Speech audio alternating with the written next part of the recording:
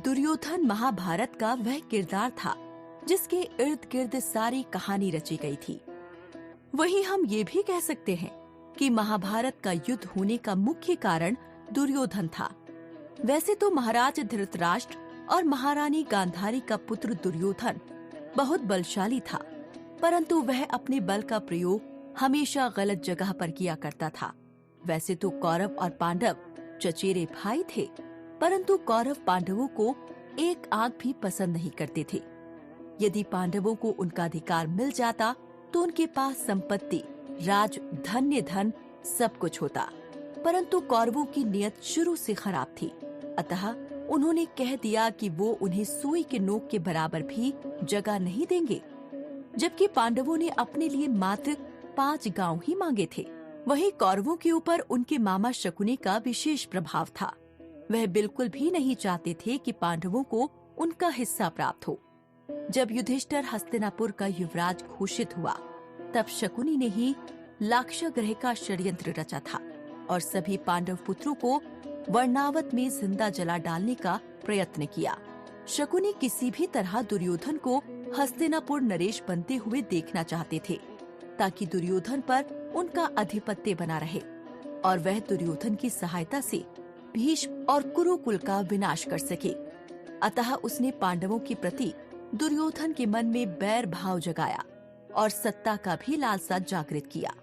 शकुनी के कारण महाराज धृतराष्ट्र ने पांडवों को एक बंजर क्षेत्र सौंपा, लेकिन पांडवों ने अपने मेहनत के बल पर इसे इंद्रप्रस्थ में बदल दिया। युधिष्ठिर ने राजसूय यज्ञ के दौरान कौरवों को भी अपने महल में आमंत्रित किया। महल की साज सज्जा को देखकर कौरव आश्चर्यचकित रह गए। वहीं महल में प्रवेश करने के पश्चात एक कक्ष में पानी की भूमि को असली भूमि समझकर जैसे ही दुर्योधन ने पैर रखा, वो उस पानी में गिर पड़ा।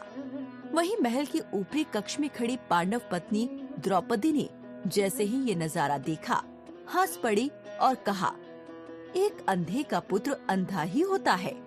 ये सुन दुर्योधन क्रोधित हो उठा। दुर्योधन के मन में चल रही बदले की भावना को शकुनी ने हवा दी और इसी का फायदा उठाते हुए उसने पासा खेलने की योजना बनाई। शकुनी की इस चाल के पीछे पांडवों का ही नहीं, बल्कि कौरवों का भी भयंकर विनाश छिपा था, क्योंकि शकुनी ने अपनी बहन गांधारी का विवाह अंधे धृतराष्ट्र से होता देख तभी कौरव कुल के नाश की सौगंध खाई थी। शकुनी हर समय इसी मौके की तलाश में रहता था कि किसी प्रकार कौरव व पांडवों में युद्ध हो और कुरु वंश का नाश हो। इसलिए उसने दुर्योधन को अपना मोहरा बनाया। शकुनी जुआ खेलने में पारंगत था तथा कम लोगों को ही ये मालूम था कि शकुनी के पास जुआ खेलने वाला जो पासा है वो उनके मृत पिता की रीढ़ की हड्डी का है। पिता की मृत्यु के पश्चात शकुनी ने उनकी कुछ हड्डी अपने पास रख ली थी। इस हड्डी में उनके पिता की आत्मा का वास था। यही वजह थी कि वह पासा शकुनी की हर बात को मानता था। साथ ही ऐसा भी कहा जाता है कि शकुनी के पिता ने मृत्यु से पहले शकुनी से कहा था कि मेरे मृत्यु के पश्चात मेरी हड्डी से तुम एक पासा बनवाना। ये पासा हमेशा तुम्हारी बात मानेगा और जुए में तुम्हें कोई हरा नहीं पाएगा।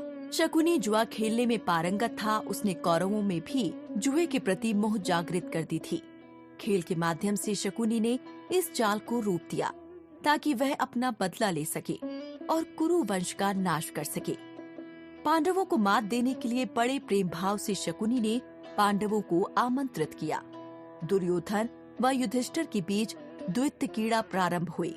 शकुनी का पासे के ऊपर स्वामित्व ऐसा था कि वह जो अंक चाहता था वही अंक पासे पर आते थे। खेल की शुरुआत में पांडवों का उत्साह बढ़ाने के लिए शकुनी ने दुर्योधन को आरंभ में कुछ पारियों की जीत युधिष्ठिर के पाले में चले जाने को कहा, जिससे कि पांडवों का खेल के प्रति उत्साह उत्पन्न हो सके। धीरे धीरे खेल के उत्साह में युधिष्ठिर 1,18,000 स्वर्ण मुद्राएं तथा अक्षय धन भंडार दांव पर लगाता है और वे हार जाता है। फिर वे अपना रथ दांव पर लगाता है। वह भी दुर्योधन अपने मामा शकुनी की मदद से जीत जाता है। फिर युधिष्ठिर 1,00,000 दास दासियां और अपने स्वर्ण अलंकारों को दांव पर लगाते हैं। वह भी हार जाते हैं।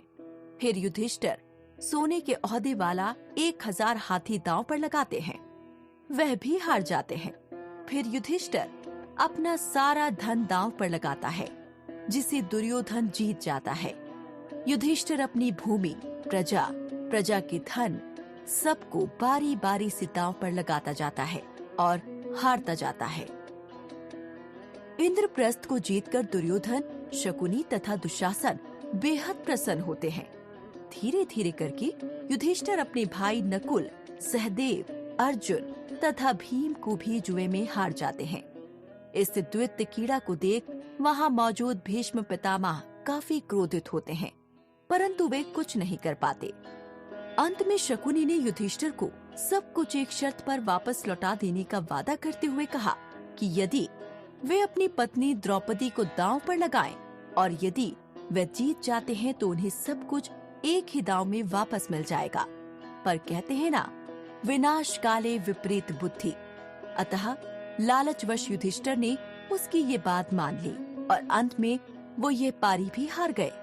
इस खेल में पांडवों तथा द्रौपदी का जो अपमान हुआ, वही कुरुक्षेत्र के युद्ध का आधार बना। महाबली भीम ने भी उसी समय वचन लिया था कि वह कौरवों को उनके किए की सजा अवश्य देंगे। उस सभा में बड़े बड़े दिग्गज थे। यहाँ तक कि भीष्म पितामह ने भी पांडवों का अपमान होते हुए देखा और कुछ नहीं कहा, जिसका नतीजा ये हुआ कि कौरवों के समूल वंश के साथ साथ भीष्म पितामह, गुरु द्रोणाचार्य और महारथी कर्ण जैसे योद्धाओं ने भी इस धर्म और अधर्म की लड़ाई में अपना जीवन त्याग दिया।